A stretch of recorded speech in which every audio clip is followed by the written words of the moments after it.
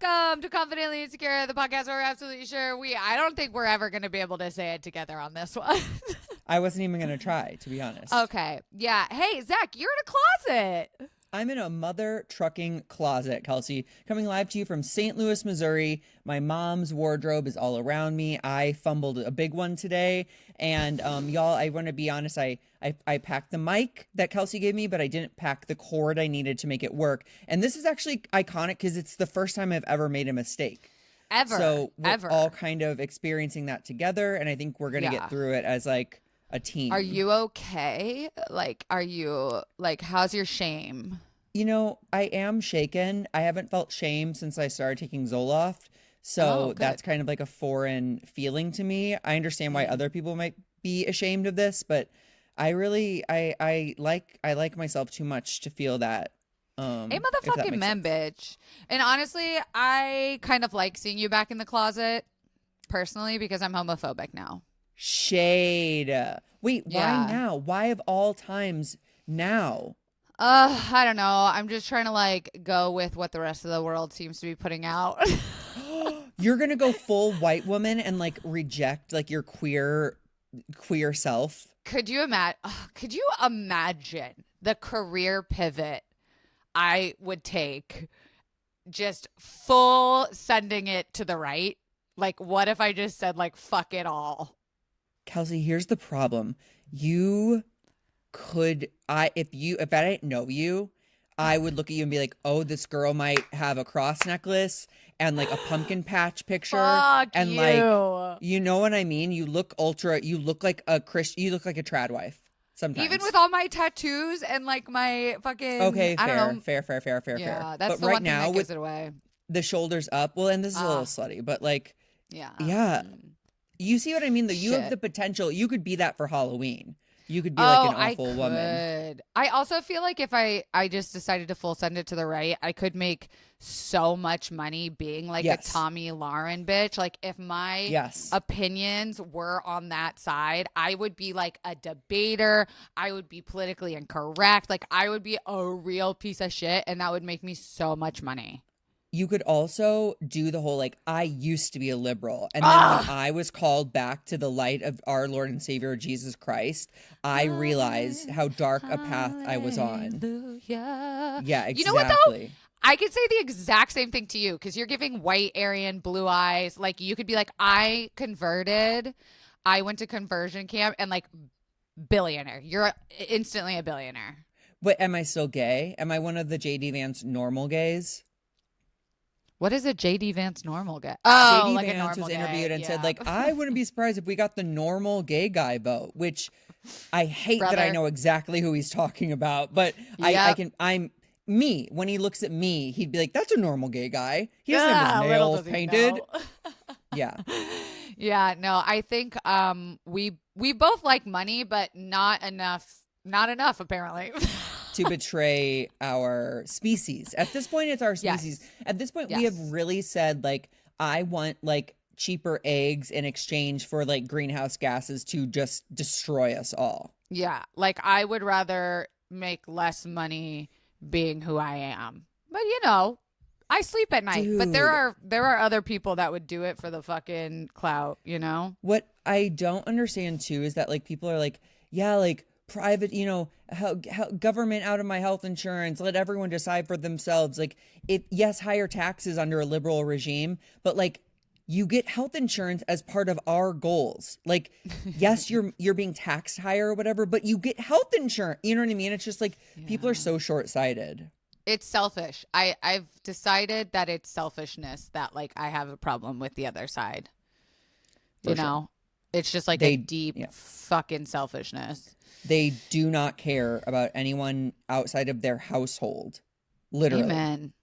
Speaking of households, we have a fun episode ahead of us. But before we get into all of that, it's Bing Bong housekeeping.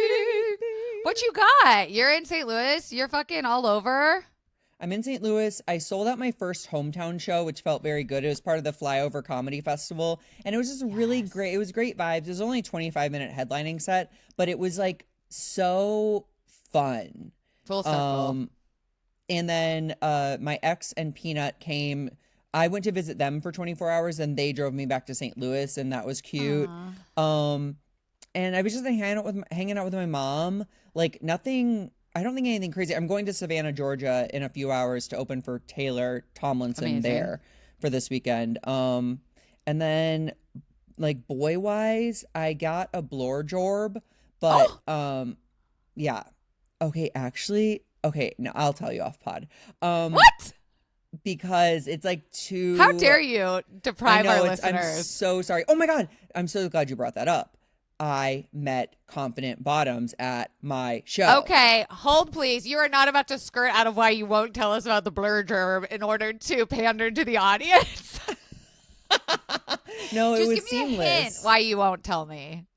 Okay, it was a very like anonymous Sorks situation. Okay, and you don't want to tell the con bottoms why? Is it too slutty? Like, is this the line we've reached it?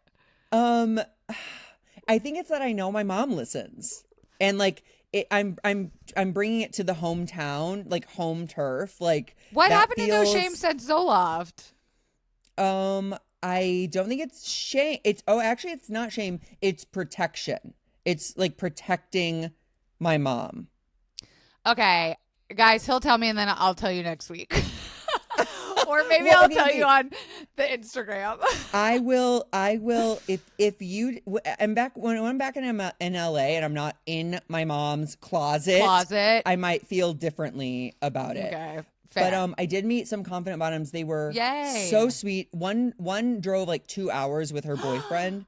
Yeah, to come to my show. It was very cute, and it also made me realize like your stand-up fans are just like waiting to come support you. That makes me feel so amazing. I do have a show coming up, another like showcase, December something. I don't know. Wait, is that for the second class? Yes, and bitch, I thought I was doing a lot of stand-up about racy topics last time. I feel like this time I'm like just digging a deeper hole into like stand-up is so fun because I feel like I can talk about stuff there that I can't talk about on the internet. But I want to like use my content and like post about it. But there's no way I'm going to be able to post any of this shit from my show. Like it's just okay. Why are you now all of a sudden in my mom's closet? I don't mind telling you. I'm not sitting in the closet. I'm kind of like the door's cracked open and I'm like, okay. I think like the first thing I'm going to probably talk about is like my sister's meth addiction. And wait, yeah, I was gonna say that's something that you wouldn't talk about on your platform, but you would tell strangers live in a room.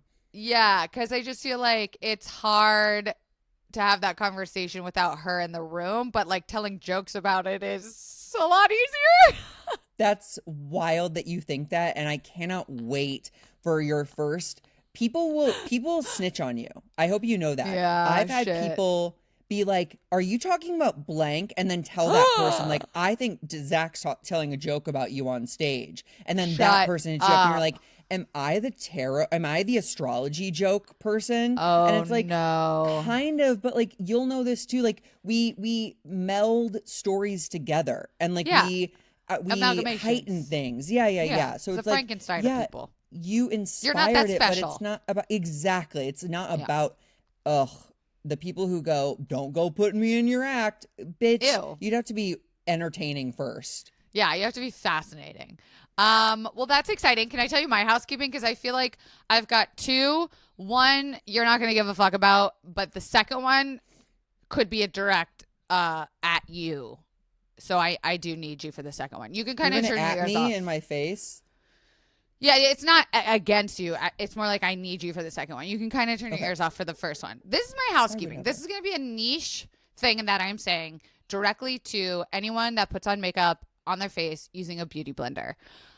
For some reason, whenever I put on makeup for the last like fucking 10 years of my life, and I never made this connection, anytime I'm doing like a full glam moment, I always get a really watery eye. And forever I thought it was like my mascara, or like maybe I was just like too much shadow, maybe I was allergic to something, but it would be so annoying because I would do this full B and then my fucking eyes would water and I'm like, why is it something? What am I doing wrong? I finally figured out what it is. And I just want to share this in case anyone else has gone through this very specific and niche problem. It is because when I am using my beauty blender, I am tapping your like lacrimal glands under your eyes. And you're draining? I'm like lymphatically like aggravating. I've just been like beating the shit with a beauty blender, and especially when you're like doing heavy makeup, like a full beat. And that's what's, and I switched to just using a concealer brush. Hasn't happened since. Revelatory. Never made the connection. So funny. It's like been a lifelong problem I just solved, and I feel like I needed to share that information in case another person has been like, oh my God, I didn't realize that I'm basically like tap activating all my glands underneath my eye to be like, stimulate, make liquid, production time. What if your realization was that you were applying your makeup with a red onion? You're like, y'all. Check Someone your call makeup. Shrek. Do you have a red onion in your kit? In your hand? Throw it out. Throw it out, bitch. Okay, so that was my like throwaway girly moment. Okay. Here's my second housekeeping that I don't know if I'm just like mad no one's ever talked to me about this or that I never discovered this.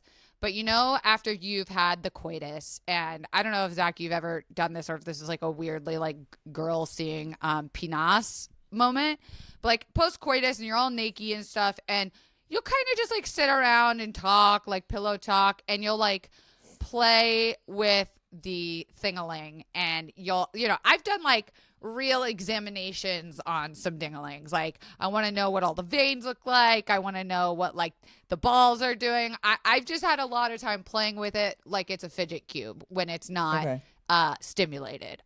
It's just like one of those things where it's like post coitus, I just want to investigate what's going on because I don't have one. It's interesting to me. And I've done this a lot, Zach. A lot. Like I've never believed you more. Like tens of many's. Multiples of tens I've done this too. Sure. And I have never in my life known that this thing happened that I saw happen the other day. I'm sitting there looking at it, and all of a sudden, it starts moving on its own like a lava lamp, where the skin and the tightness is like going up and like tightening and going down. And I freak out because I think the person with the ding-a-ling is doing something. And they're like, no, that's like, what do you mean? Your balls move on their own all the time. And I'm like, no. What are you talking about? And he's like, literally, this happens all the time where like they'll expand and contract and like, but the skin like shrinks up and then it kind of like shrinks down. And if you touch it over here, it'll kind of like squeeze up over here. And if you touch it on the right side, the left side will kind of crunch up. And it's like the only thing I could equate it to was like sort of Venus flytrappy where like I touched it and it like moved on its own. And I was like, you're a flower. You're not supposed to do that. And I had a moment of just like, are you fucking kidding me? This is a thing about the ding-a-ling I haven't learned. And I Googled it because I didn't believe the person. First of all, I was gaslighting the penis haver. And turns out it's a fucking thing that your dick can lava lamp itself. Well, that is still in response to like outside stimulus, like whether it be temperature or poking it or whatever. Like obviously it has like you have like sensations there. So you react and you tense. Your pelvic floor pulls your balls up. Yeah, but like I knew that your balls and shit can move out, but I always thought it's like when you flex it. This is like just chilling, the dick be doing the thing. And so are you scared? How are you feeling? My mind is blown that there's something about the dick that I didn't know it did. Because obviously I knew you could like move it around and whatever, tighten, clench, and it'll move. But it just sitting there and like if you touch it and then it has this like swirl lava lamp effect where things like go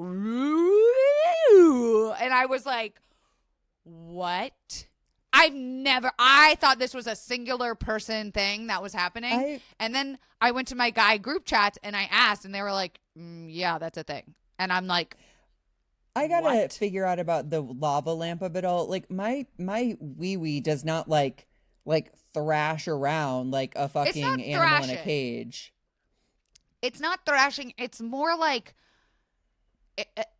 call and response. Like you touch it and it like goes over here and tightens, and it almost like creates an effect where it like waves through the whole ball sack.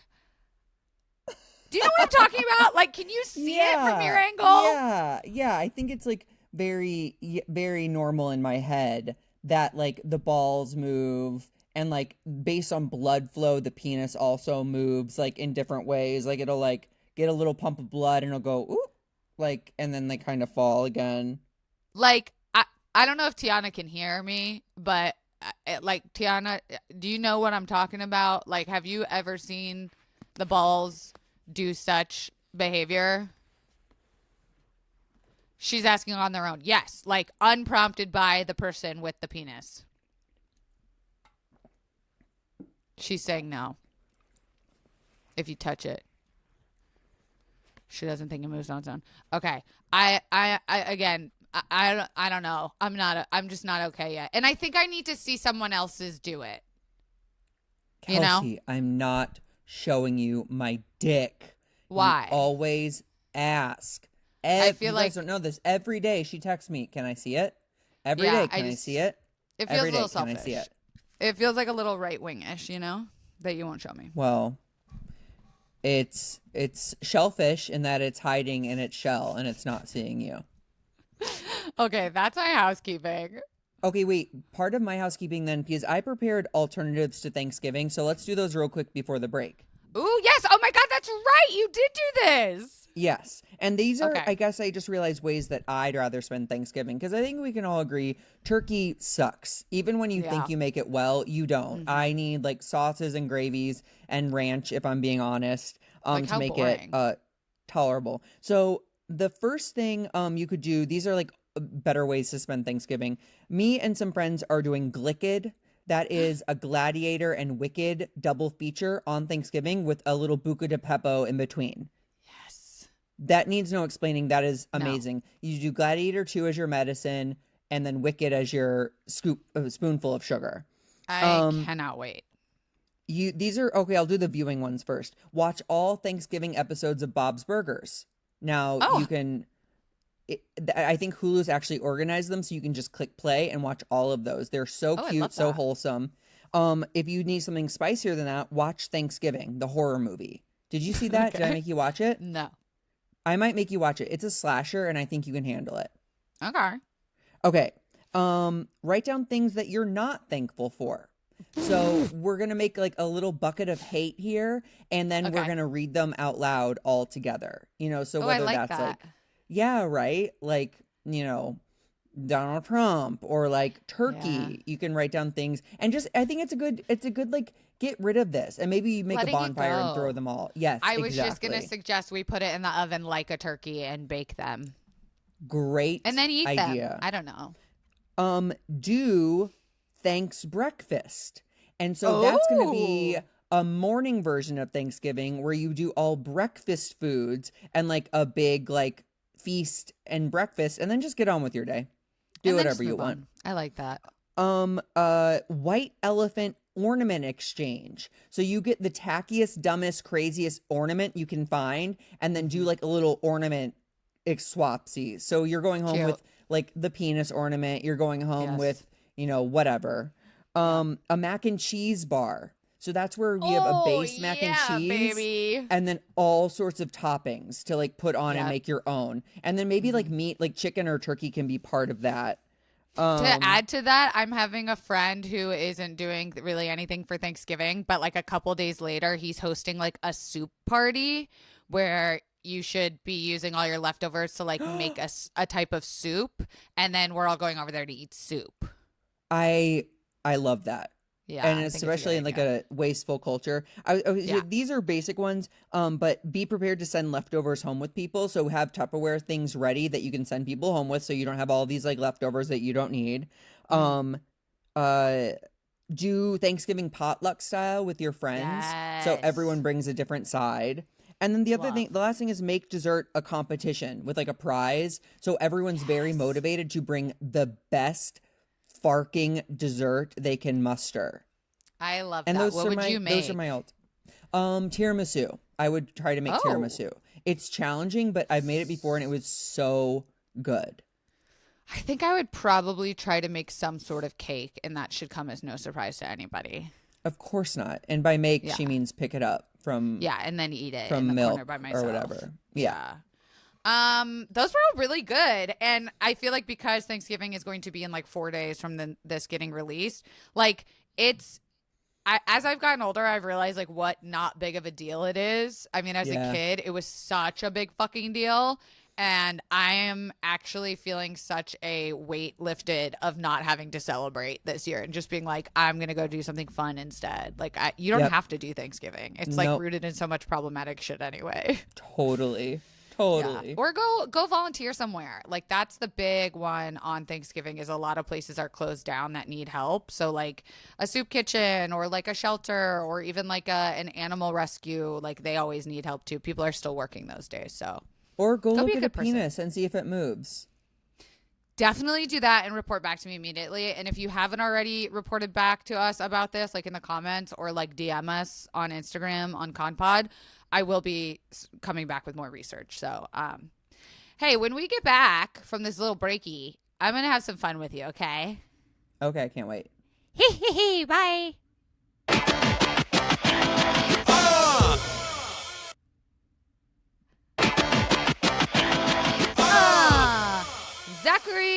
Zachary, just on theme with what you were doing, where it was like giving alternative options for things. This was something that I found and made up that should make you feel better about Thanksgiving, like based on other people's horror stories about Thanksgiving.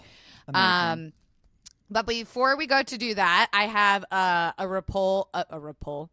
have a poll results from last week's episode about you almost being killed by that scary man with a knife.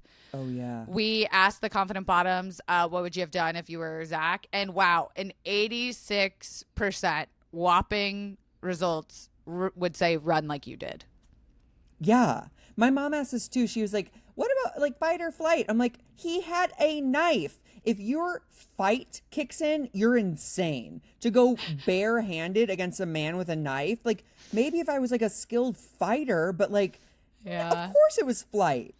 I would just like to point out that 14% did say they would have fought him, and I stand with those people. You know what I mean? I feel like that's accurate, the amount of crazy I am looking for. Also, imagine you have your dog. Like, how do you keep your dog safe while they have a knife, you know?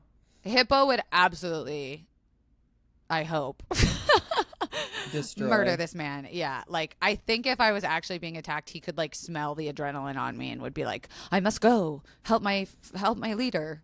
I just think about like if the dog has like a solid bite in the person's, we're going to assume leg, the person just has to slam that knife down one time. Yeah, but a dog can survive a stab wound just like a human could. Oof, I mean, this was a hunting knife. Yeah. Okay, anyway. Okay, so I'm calling this segment, it's Thanksgiving Controversy, where I'm going to read you a story, and we are going to decide if we could gobble down and bear it. Okay. Do we set the whole turkey on fire? Okay. Or is this a fixable offense? Like, what would we do, essentially, in this traumatic Thanksgiving situation? So it's gobble, burn, fix? Yeah. Okay. Some fixins. I think that was supposed to be my joke there. Okay, so we've got a few to read through. So this couple, let's call them, I don't know, Rick and Morty, decide very casually that they're just going to decide to throw their wedding the night before Thanksgiving. And I'm not saying like it's an elopement. Like they want the whole family there, full ceremony, dinner, dancing, everything. And they announced this 2 weeks before family Thanksgiving. So everyone's already made their holiday plans, booked flights, organized their meals. And these two roll in like, yeah, we're going to need everyone to come to our wedding because it's the day before. And they expect people to like change their plans to make it now a day early so that they can come to this wedding. So people are like, no, Thanksgiving travel is like the Hunger Games. I'm not going to make it. Then plus like money, blah, blah, blah. And the bride is pissed. Okay, Rick is pissed. She is like, why are people backing out? They're saying that they cannot come. She's texting like cousins and uncles being like, well, if you really cared about us, you would make it here. And people are just like, we love you, but this is like another $1,000 for us to get there. Like, we don't love Rick and Morty that much. So some of the family members are like, she's being ridiculous, and actually decide to like boycott the wedding and just pretend like it's not happening. Like, they're just ignoring that it's even a thing. And Rick and Morty are like, we're still doing this. And now there's like a rift between that family because only like half the people came and like acknowledged that it even like happened, and the other half are like, y'all are selfish and stupid. So do we gobble it and bear it? Do we set it on fire, or is this a fixinable offense? I mean, I think the optimist in me says fix. I don't want to burn it down because obviously it's you're going to see them again in theory. And it's not like they're like, they are being selfish, but they're not being like. Wait, whose side are you on? Oh, well, who am I answering for? I don't know. Just talk about it. Oh, well, I think the couple needs to burn it all down and cancel the wedding. Ah, okay. So you agree with me that the family is on the right side. Like, that's a fucking insane thing to demand. I thought it was a good idea when it was like, oh, everyone's coming home for Thanksgiving. So like everyone's coming to them. And it's just like the night before, like, come have dinner with us, watch us get married, and then go make Thanksgiving tomorrow. Yeah. But if they're like expecting people to change their travel plans, they need to like gobble the concept that not everyone's going to come. I like that. And for the family that just like won't acknowledge it, I think they're kind of the assholes too, of just like, you could say, hey, we're bummed we missed it. We'll send a gift. Yeah. I don't know. I just feel like now they say Thanksgiving is so awkward every year now because it's like the people who took sides, and that is absolutely the couple's fault. Yeah. Okay, fair enough. So we decided it's a fixinable offense as long as you're willing to do the work. Yeah. Okay. I think humbles himself. Yeah, Rick humbles himself.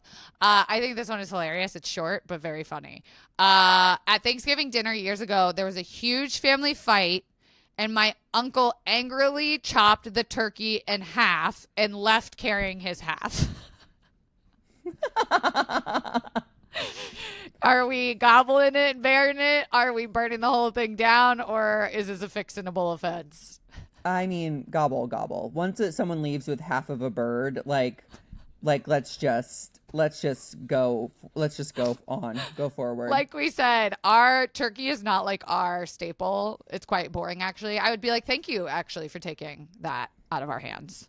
I would be really pissed if he took like the stuffing. Like, that would piss me off. Yeah.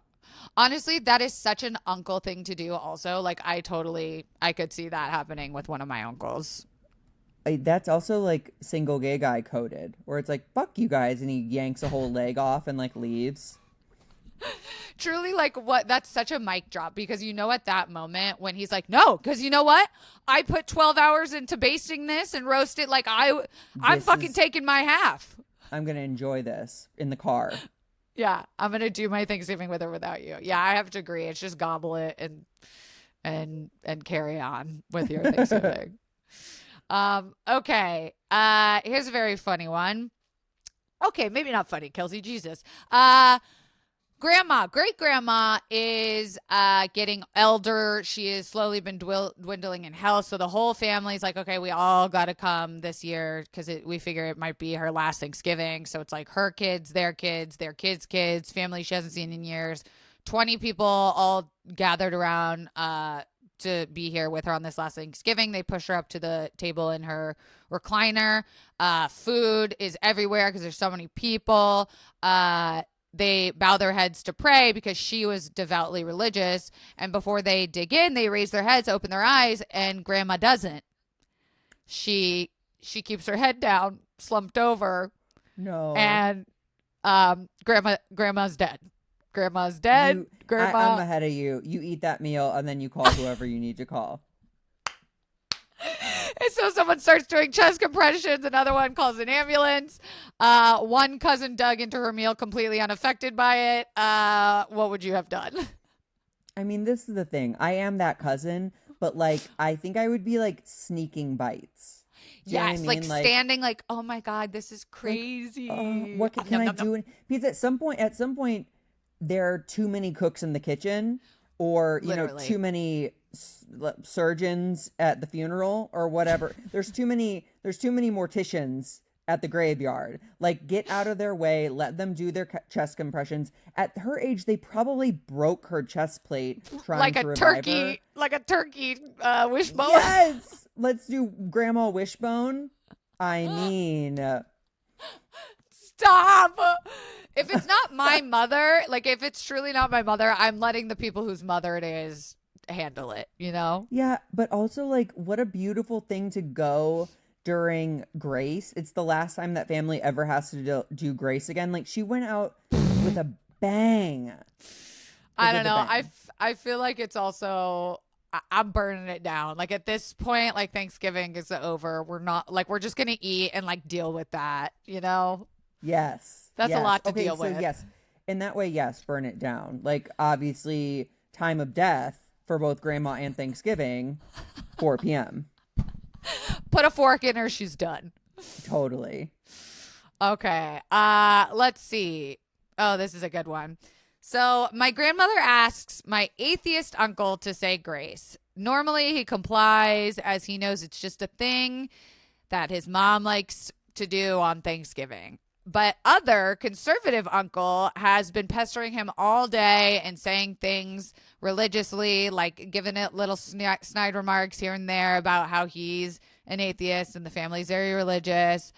So instead of saying grace, the uncle bows his head and says, "Dear Heavenly Father, please tell other conservative uncle to take Jesus, Christmas, Easter, and a cross and shove it up his ass." Finishes with amen. The other uncle, the conservative uncle, punches the atheist uncle. Ooh, burn it down. Obviously burn it down. And never see the conservative uncle again. Oh, okay. Yeah, don't nip at me. If I respect your beliefs and I'm like literally saying grace for no good goddamn reason and you're nipping at me, I'm also going to be like, "Dear Sky Daddy, I'm getting on my knees right now for you, and I want you to fill my holes with the Holy Spirit." Like, I will go cynical. I will go crass. I will show you just how little it means to me. Oh, that's so funny. And like, I understand where this person is coming from, because growing up, it was this huge, like 40, 50 person Thanksgiving with all the family members there. And it really was like pretty divided. It was like the elder who like kept up all the religiousness, and then the kids who were like, we don't fucking believe in anything, and we all just kind of bit our tongues and like whatever, and we always do this big grace before, and I still do it if they ask me to. I just kind of like grin and bear it, but yeah. I completely understand, like, what is it about Thanksgiving that brings out religious conversation for so many people? Is it genuinely just the prayer? Like, could we skip all this controversy if we just took the prayer out of Thanksgiving? But I think like that's like the starting gun at the race. Like, you have to do the prayer to say amen to start digging into the food. It's like this imaginary like line that you have to cross. Like, people feel compelled. Right. Should we say what we're grateful for? Like, okay, the food's ready. Like, can we eat it? And then it's like, pow, pow, say grace. I do fired. Like that. Maybe we switch it with everyone goes around the table and says one thing they're grateful for, but you do it while you're eating. So everyone fucking just goes, hurries up. I do like that. I like that a lot. Or something you're not grateful for. Taking it back to Zach's idea. Okay. So this was kind of funny. This would happen to me. 2 bites into my Thanksgiving meal at my mother's house, my Ring doorbell app alerts me to someone ringing my doorbell at my house. I pull up the video and catch an old man entering my house. I bolted out of my chair and drove home as fast as I could because my mom lives close to me. I get there, but no one is there. I pull back up the video, rewatch it, and see that he exited 20 seconds after he entered, grumbling, wrong house. First of all, bitch, why isn't your door locked? That's insane. You ding dong. You left your door unlocked on Thanksgiving. Of course some guy's going to walk by and be like, Oh, you can't leave your door unlocked. There's too many people walking about into strangers' homes on Thanksgiving. Also, can't you talk to people through your ring? Like, yeah, I think panic, fight or flight set in for her. She wasn't thinking that deeply. She thought she was going to catch an intruder at her house. Oh, I'm sorry. Like, I don't think the old man did. Oh, I mean, this is like fixable, obviously, but our fixins, fixinable. But the scariest part of this is that the girl leaves her door unlocked. Like, that's crazy to me. That's like literally asking for it. I think that's such a funny idea too, for like, if you're someone who doesn't have anything to do on Thanksgiving or like no family, just kind of start strolling around your neighborhood, seeing which places have a lot of cars out front. Maybe just go in for a plate. See if you can get away with it. I mean, honestly, if it was big enough, people wouldn't ask. They'd be like, oh, that's someone's friend or coworker or whatever. Yeah. Dead. I agree with you. I think it's a fixinable offense. You got to lock your door, sister. Okay, we're coming to our last one. Have you had fun? So much fun. I'm so grateful for you, Kelsey, Darragh. Wow. Same, bitch. Chelsea, darragh. I hate you. Okay. This one's a doozy. Can't wait. So this happened when I was a kid. We were playing hide and seek, and all the family is at my grandma's house, gathered for Thanksgiving. And I go into my grandma's closet, and I hide way in the back. While I was hiding back there, I find this beautiful deep red robe, and I just assumed it like belonged to my grandfather who had just died, or maybe my grandma had this robe. I tried it on. It was huge, but the silk felt really smooth and nice, and so I decided to go out to the living room to ask my grandma if I could have it. Turns out someone recognizes that it was Granddad's, and it was the Grand Master robe from the Carolina KKK. It was his ceremonial robe. The family members who didn't know about this were obviously highly upset, and the ones who did know were outed and embarrassed as hell. Small riot happened when everyone went into the kitchen, and the kid was still wearing it, and it was quite an awkward Thanksgiving. Burn it down. Burn it down. Starting with the robe. Burn what, the robe. Grandma? Like, that means Grandma definitely... Oh, Grandma's an accomplice. She aided and abetted some racist ass shit. And like, why wouldn't you? I mean, I guess if it's a prized possession to you, I'm like, why did she keep it? Well, okay, so it also, unless she just throws it away, that becomes something that like you don't want to be caught going to Goodwill with. No, that's a good point. How do you get rid of it?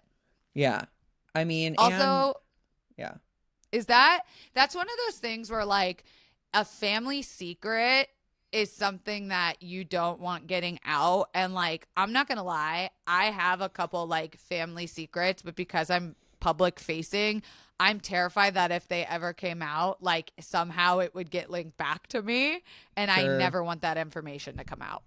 Oh my gosh, you just gave people an insatiable urge to find out what those secrets are. They'll never do it, and I'll tell you off camera, but like, oh, will you really? Oh my God. Because I don't want some fucking shit happening and someone recording some shit and being like, and this is Kelsey's blah, blah, blah, blah, blah, blah. I'm like, I don't talk to these people. I don't know them. Yeah. I don't like them. They're not my family as far as I'm concerned. Totally. I sometimes get worried that a fan who wants to take a picture with me after the show will be later revealed to be like some hugely problematic person. And I'm like holding them and like cuddling them. And it's like, yeah, they're besties. It's like, no, they paid $18 to see me talk about my butthole once. Literally, something similar to this happened to me. I think I had told you about this. It was many, many years ago when I worked at BuzzFeed, and I had made a video where we did crystal healing for chronic pain. It was like a try video. And another girl YouTuber had made a video similar to that, and she posted being like, they're copying me, BuzzFeed, da-da-da-da-da, and like made this whole video about it.